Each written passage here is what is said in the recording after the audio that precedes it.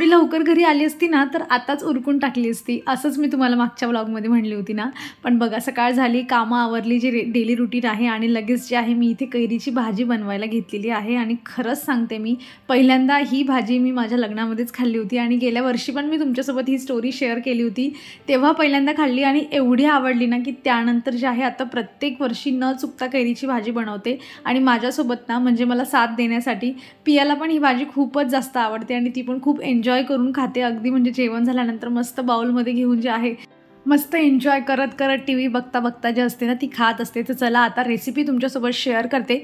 त्याआधी बघा, जर म्हणजे मी 1 किलो कैरीच्या प्रमाणानुसार तुम्हाला सांगते. जर 1 किलो कैरी असेल आणि त्यासाठी गुळाचं जे प्रमाण आहे ना, कैरीचं खूप जास्त आंबट असेल ना तर गुळाचं प्रमाण जे आहे त्यानुसार वाढवून घ्यायचं. म्हणजे थोडी म्हणजे मीडियम आंबट असेल तर तुम्ही 1 वाटी गूळ बरोबर होतो, पण थोडी जास्त आंबट असेल तर मग तुम्ही जे आहे ना 1.5 पावणे 2 वाटी गूळचे जे आहे ना ते प्रमाण वाढवून घ्यायचं. आता इथे ना कैरी मी खाऊन बघितली, थोडी एवढी काही जास्त आंबट नव्हती आणि हिला आय थिंक कलमी कैरी असं काहीतरी म्हणतात, तर ही एवढी जास्त आंबट नसते. त्यामुळे हिला जे आहे म्हणजे 1-1.25 वाटीपर्यंत गूळ भरपूर होऊन जातो. आणि एकदा तुम्ही बनवली, तुम्हाला जास्त गोड आवडत असेल खायला तर मग तुम्ही आपल्या आवडीनुसार गूळ जो आहे तो ॲडजस्ट करू शकतात. आता चला इथे मी अगदी रफली जे आहे ना इथे कैरी कापून घेतलेली आहे. कढईमध्ये 1 ग्लास पाणी घातलेलं आहे आणि पाण्याचं प्रमाण पण ना म्हणजे आपण नंतर याला आटवून घेऊ शकतो. त्यामुळे तुम्ही म्हणजे 1.5 ग्लास पाणी घातलं ना तरी पण चालतं, काही हरकत नाही. म्हणजे फटक्यात कैरी शिजून पण जाते, कारण सगळ्या कैरीला पाणी लागतं. आणि म्हणजे वाफवून घ्यायची छान, याच्यावर झाकण वगैरे ठेवून. आणि म्हणजे 10 ते 7-8 मिनटं पण तुम्ही वाफवली नाहीला तरी चालते. एखादी कैरीची जी स्किन असते ना ती खूप जास्त म्हणजे अशी कडक असते तर ती होत नाही, मग त्यानुसार तुमचा हा टायमिंग पण वाढू शकतो. आणि मध्ये मध्ये जे आहे मिक्स करत राहायचं. आता मी इथे तडक्याचं प्रिपरेशन करून घेते. म्हणजे साईडला जे आहे आपली कढई जी आहे ती चाललेली आहे आणि एका छोट्या कढई ठेवलेली मी इथे. तडका पॅन जो असतो तो ठेवला आहे, त्यामध्ये अगदी थोडंसंच ऑइल घातलेलं आहे फक्त तडक्यापुरतं. आणि याच्यामध्ये ना म्हणजे जे धणे असतात ना, धणे यामध्ये घालायचे आणि बडीशोप असते, या 2 गोष्टी घ्यायच्या. जिरं तुम्हाला आवडत असेल तर थोडंफार तुम्ही घालू शकतात, पण मी काय एवढं जास्त जिरं घालत नाही.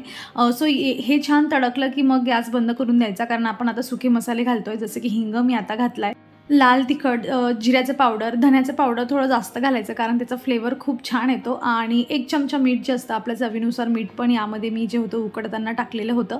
आणि हे सगळं मिक्स करायचं आणि लगेच जी आपली कढई ऑलरेडी स्टार्ट आहे तिकडे, तर तिकडे हा तडका जो आहे त्यामध्ये मिक्स करून द्यायचा. आणि तुमची कैरीची भाजी आहे ना इथे अर्धी बनवून तयार झालेली आहे. हा तडका मिक्स केला ना की मग गूळ तुम्ही टाकू शकतात. पण बघा आता मी गूळ जो होता ना खूप बारीक कापून घेतला होता, त्यामुळे मी त्याला आता ॲड करणार आहे. पण तुमच्याकडे जर म्हणजे थोडे मोठे खडे बारीक चिरलेला नसेल गूळ, तर मग तुम्ही जेव्हा आपण कैरी उकडतो ना तेव्हा पण त्यामध्ये गूळ जे आहे म्हणजे थोडी कैरी शिजली की त्यामध्ये गुळाचे खडे टाकून द्यायचे, जेणेकरून ती शिजता गूळ पण पूर्ण जो असतो तो मेल्ट होऊन जातो. आता माझ्याकडे तुम्ही बघताय की एकदम बारीक बारीक खडे आहेत, त्यामुळे ते आता जोवर याचं पाणी म्हणजे आटून जातं आहे ना तोवर जे आहे हा गूळ पण पूर्ण पगळून जाईल. आणि हा गूळ पूर्ण पगळून झाला, त्यातलं जेवढं काही एक्स्ट्राचं पाणी आहे ते तुमचं झालं ना की कैरीची भाजी तयार होऊन जाते. आणि ही कैरीची भाजी तुम्ही भरपूर दिवस स्टोअर जी आहेत ती करून घेऊ शकतात. आणि अगदी म्हणजे पाहिजे तेव्हा सकाळ संध्याकाळ फ्रीजमधून काढायची आणि जेवताना तोंडी लावायला जे आहे ती तुम्ही घेऊ शकता. इतक्या सोप्या पद्धतीने बनते. म्हणजे जवळजवळ तुम्ही 15 दिवससुद्धा छान मस्त डब्यामध्ये स्टोअर केली ना फ्रीजमध्ये तरीही राहते. तर अशी ही छान सोपी आणि सरळ भाजी जी आहे ती ह्या उन्हाळ्यामध्ये नक्की एक वेळा ट्राय करा. बघा तुम्ही मग परत परत नक्कीच बनवणार.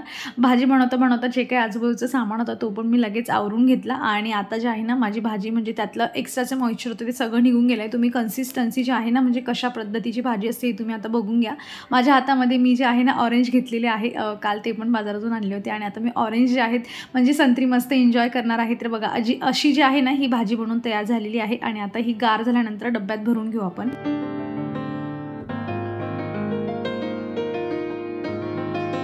गेल्या ब्लॉगमध्ये तुम्ही बघितलं असेल की मी तुम्हाला म्हटली होती की ह्या बेडरूमचं थोडं मेकओव्हर करायचं आहे, त्यासाठी आम्ही एका शॉपमध्ये पण व्हिजिट केलं होतं. तर ते आम्ही फायनल जे आहे ते करून आलेलो आहोत. काय करायचं आहे ना तर ते तुम्हाला मी डायरेक्ट जे आहे शेअर करेल तुमच्यासोबत आजच्या ब्लॉगमध्ये तर नाही शेअर करत, पण त्याच्यासाठीच ही सगळी गडबड चाललेली आहे. सो आता हा रूम जो आहे तो बऱ्यापैकी मला खाली करून द्यावा लागेल आणि त्यासाठीच जे आहे हे आमचं सगळं आवरसावर जी चाललेली आहे. आता म्हटलं जेवणाच्या आधी थोडंफार जे आहे ते काम करून कंप्लीट करून घ्यावं, जेणेकरून रूम मोकळा होऊन जाईल. नाहीतर मग काय होतं की बाहेरचं कोणी माणसं येऊन जर घरी काम करताय तर मग आपला टायमिंग त्यांनी काहीही सांगितलेलं असतो ते त्याच्या आधी पण येऊ शकतात आणि दिलेल्या टायमानुसार 4 तास उशिरा पण येऊ शकतात. पण आपलं काम करणं आहे की मोकळं करून द्या, म्हणजे यायचं तेव्हा या बाबा. नाहीतर मग आपल्या हातातले कामं सोडून जे आहे ते आपल्याला सगळं आवरून घ्यावं लागतं. सो इथे हे बेडसाईड टेबल होता ना, तर हा पण मला आता इथून उचलून घ्यावा लागेल, नाहीतर मग तो काम करता करता रस्त्यात येईल. सो माझ्या हेल्पसाठी जो होता भाऊ होता आज आणि बऱ्यापैकी त्याने मला ह्या सगळ्या गोष्टींमध्ये मदत केली होती. आणि हा जो बेडसाईड टेबल आहे ना, तर तो आम्ही IKEAमधून घेतला होता. आय थिंक 1999 असं काहीतरी त्याची प्राईज होती. आणि आता तर म्हणजे जसं आम्ही मुंबई सोडून आलो तसं त्याला यूज करतो आहे. 2 वर्षापेक्षा आता थोडे जास्तच झाले आणि खूपच छान क्वालिटी आहे बरं का IKEAच्या प्रोडक्टची. मला तर असं झालं आहे की मी कधी एकदा व्हिजिट करू, पण मुंबईला असल्यामुळे तिकडे जाणं काही होत नाही आणि व्हिजिट काय करणं होत नाही. चला जाऊयात कधीतरी फ्युचरमध्ये. आणि तोवर जे होतं हे काम आवरत होती तोवर आता इथे भाजी पण गार करून झालेली होती. आणि बघा मी असं स्टीलच्या डब्यामध्ये भरून ठेवते. मी बऱ्याच वेळा म्हणजे आता कसं आहे सीझन आत्ताच स्टार्ट झालेला आहे, त्यामुळे कैऱ्या एवढं जास्त प्रमाणात भेटत नाही. तर मी 2 kgचं डायरेक्ट बनवून घेते आणि मग 15 दिवस जे आहे टेन्शनच नाही. आणि मग थोडं जास्त पण खाता येतं, क्वांटिटी कमी असली बनवलेली तर मग कमी कमी खावं लागतं. प्रॉपर सीझन चालू झाला की मग असे 2-2 डब्बे भरून जे आहे ते फ्रीजमध्ये माझे ठेवले जातील. आणि मी लगेच आता स्वयंपाकाला सुरुवात करत आहे. तर आज मला पनीर बनवायचं आहे. तसं तर घाई गडबड होती की ते माणसं कधी येतील कामवाले आणि आपल्याला जे आहे जेवतानाच आपण तेव्हा भेटू की काय, असं सगळं होत होतं माझं. पण म्हटलं की पनीर आणलेलं असलं की असं वाटतं की हे फ्रेशच खाऊन जे आहे ते संपवलं पाहिजे. तसं टिकतं त्यामध्ये 10 दिवस 15 दिवस पण टिकेल फ्रीजमध्ये, पण फ्रेश ते फ्रेश असतं शेवटी. म्हणून म्हटलं चला आजच बनवून घेऊया, बघूया जे होईल ते होईल. आणि मी इथे आता पनीरची भाजी बनवते. अगदी नॉर्मल अशा साध्यासुध्या पद्धतीने बनवते. रेडीमेड मसाला होता तोच मी आणला होता आणि फक्त त्यासाठी ना आधी जे आहे ना कांदा आणि टमॅटो वगैरे असं मी भाजून घेते. मला आता काय झालं आहे माहिती का, म्हणजे जेव्हा माझ्याकडे वेळ असतो ना तेव्हा मी कढईमध्ये कांदा टमॅटो भाजून घेते. पण घाई असली काहीतरी काम आहे आपल्याला, मग त्या सिच्युएशनमध्ये मी असं जाडीवर ठेवते आणि मग फटक्यात भाजून घेते. कारण कढईमध्ये जरा जास्तीचा वेळ लागतो हे तुम्हाला पण माहिती असेल. कारण मला बऱ्याच वेळा कमेंट येते की असं डायरेक्ट जाडीवर किंवा गॅसवर भाजणं चांगलं नसतं. सो म्हणून मी एक्सप्लेन तुम्हाला आधीच करून दिला. आणि बघा हा असा रेडीमेड मसाला आणला होता. सो काही नाही, फक्त याची ग्रेव्ही बनवायची आहे आणि त्याच्यानंतर मसाला वगैरे टाकून भाजी बनवायची आहे. शॉर्ट व्हिडिओमध्ये मी तुमच्यासोबत करणार आहे शेअर डिटेलमध्ये. तर बघा आजचं जे आहे ताट अशा पद्धतीने जेवण जे आहे ते आमचं बनवून तयार झालेलं आहे.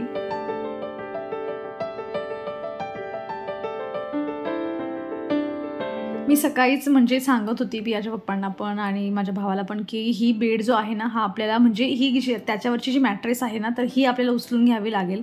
कारण याच्यावर चढून काम करणं त्यापेक्षा ती मॅट्रेसेस आपण तिथून काढून घेतली की मग फक्त बेडवर ते लोक चढतील आणि काम करतील. कारण बेडवर चढावंच लागेल जर भिंतीचं काम आहे तर. त्यामुळे मी तेव्हा ऐकलं नाही. पण आता ते लोक म्हणजे अगदी रस्त्यावर आहे, त्यांचा फोन आला की कुठे तुमचा ॲड्रेस वगैरे असं. आणि तेव्हा म्हणताय की नाही नाही बरोबर सांगत होतीस, आपण हे उचलून घ्यायला पाहिजे, नाही तर याच्यावरच पाय ठेवतील असं तसं. नाहीतर मला सकाळी म्हणत होते की काही नाही याच्यावर आपण एक जुनी बेडशीट अंथरून देऊया आणि काम होऊन जाईल. मी सगळं इमॅजिनेशन करून माझ्या गोष्टी सॉर्टेड करून ठेवते, पण तरी पण काही वेळा असतं ना की घरातले लोक काही ऐकत नाही. पण फायनली मी जे सांगितलं तेच झालं. आणि इथे ना आम्ही दोघंच काम करतोय कारण पियाच्या पप्पांना थोडं बरं नाही आहे. त्यामुळे मग आमचंच चाललं आहे सगळं. ओढताण जी आहे ती आम्हीच सगळं दोघंजण मिळून करतोय. सो ही मॅट्रेस पण जी आहे ना ती आम्ही इथे उभी करून ठेवली होती आधी. पण म्हटलं इथे न ठेवता, कारण एकदाचं खराब झाली की नंतर ऑप्शन नसतो आपल्याकडे, त्यापेक्षा म्हटलं दुसऱ्या रूममध्ये आपण जे आहे हिला शिफ्ट करून घेऊया. सो आम्ही इथून मॅट्रेस डायरेक्ट तिकडच्या बेडरूममध्ये घेऊन गेलो. आणि त्यानंतर जे आहे इथे गरज नसताना जो आहे फक्त कॉन्टेंट मला माहीत नाही पण तो ना सगळं म्हणे मी जाळं पण घेऊन देतो. अरे म्हटलं इतकं आपलं काम नाही आहे, पण तरी त्याचं चाललं होतं की चला आता घेऊन घेऊया, जाळं पण घेऊन घेऊया आपण आणि मग छान होऊन जाईल घर. आणि मग नंतर टेन्शनच नाही. तुला म्हटलं ठीक आहे चला माझं काम होतं आहे तर होतं आहे. आणि त्यानंतर जे होते ना लगेच म्हणजे एकच मनुष्य होता, एकच आले ते आणि त्यांनी काम जे आहे ते स्टार्ट केलेलं आहे. मी यावर ना उद्याच्या दिवशी एक छोटासा व्हिडिओ का असे ना तो एकदम डिटेलमध्ये बनवते आणि तुमच्यासोबत काय चेंजेस झाले ना तर ते मी शेअर करेल.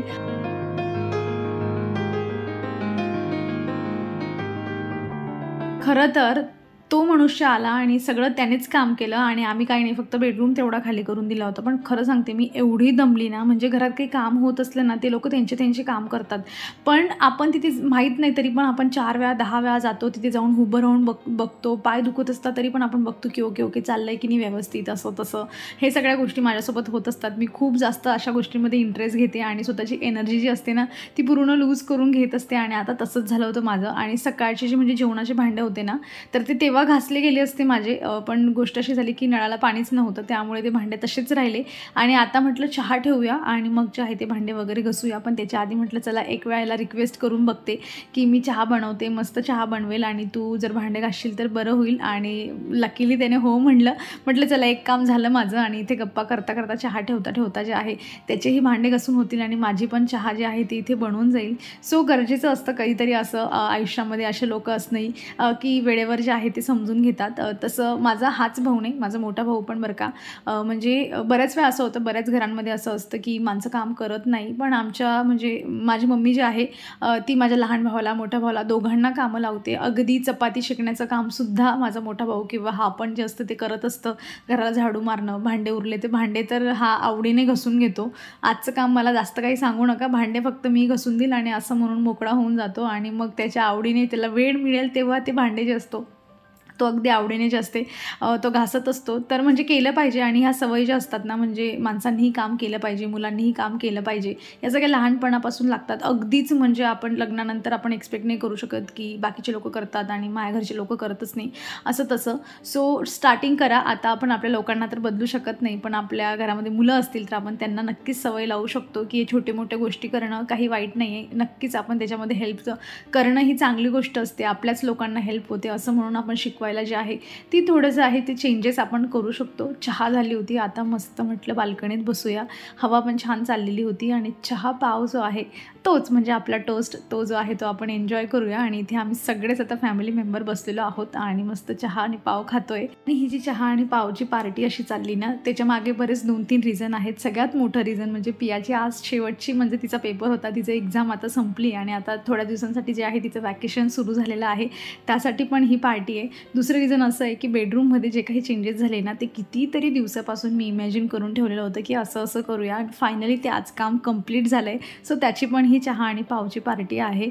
आणि गरज नसताना मी एवढी दमली होती, म्हणजे तिथे त्या माणसाकडे जाऊन तिथे उभं राहा, करतोय की नाही व्यवस्थित असं तसं. आणि अजून बऱ्याचशा गोष्टी आम्ही एक्स्ट्राच्याही केल्या आहेत, त्या तुम्हाला उद्याच्या व्हिडिओमध्ये बघायला मिळतील की गोष्टी वेस्टेज जात आहे तर चला याच्यामधून हे पण बनवून घेऊ, ते पण बनवून घेऊ. असं करता करता मी बरीचशी एनर्जी माझी तिथे घालवली आहे. पण गोष्टी खूप छान बनल्या आहे. मी तुमच्यासोबत उद्या ते सगळं शेअर करेल काय काय असं घडलं म्हणून. त्यामुळे ही जी होती ही पार्टी होती की एकामध्ये 2-2, 3-3 कामं आपले झाले आणि फायनली आता आपण रिलॅक्स जे आहे ते बसून इथे मस्त आपला चहा पाव एन्जॉय करू शकतो. सो असं सगळे हे रिझन आहे, त्यामुळे अगदी असं रिलीफ वाटते की झालं बाबा एकदाचं काम. तर चला मग ह्या रिलीफसोबत जे आहे मी माझा व्हिडिओ इथे संपवते. अपेक्षा करते तुम्हाला आवडला असेल. कसा वाटला व्हिडिओ मला कमेंटमधून नक्की सांगा. आवडला असेल तर लाईक करा, चॅनलवर नवीन असाल तर प्लीज चॅनलला सबस्क्राईब करा. आपण भेटूयात मग उद्याच्या व्हिडिओमध्ये अगदी इंटरेस्टिंग व्हिडिओमध्ये. तर तुम्ही स्वतःची काळजी घ्या. So take care friends and bye.